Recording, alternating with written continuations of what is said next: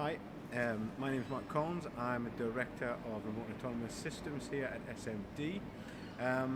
We've had a lot of questions about SMD's new EV robotics range, and we're going to be answering a lot of these questions in a series of videos that we're going to be releasing on Facebook and LinkedIn over the coming weeks.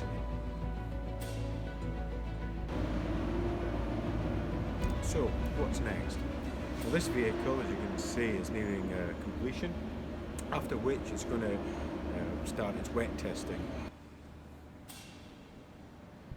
The wet testing will be initially in our own test tank, dry docks, and then moving on to some deep water testing in some lakes, and then on to testing in the open sea.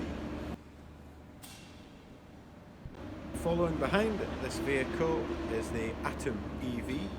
Atom EV is a much more compact electric work class, but with a very high power output and the capacity to work in high current areas such as within the renewables sector. That vehicle will be getting released in a matter of months, as it uses an awful lot of the same components which have been tested on this vehicle here.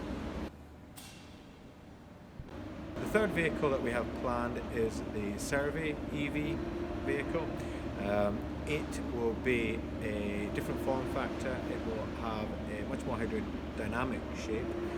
This will allow it to be optimized for data gathering activities, for a very fast survey, or working in extremely high currents up to 6 knots. And that vehicle is planned for 2021. Hope you found that video interesting. If you have any questions, please get in touch. Details will be at the end of this video. Thanks very much.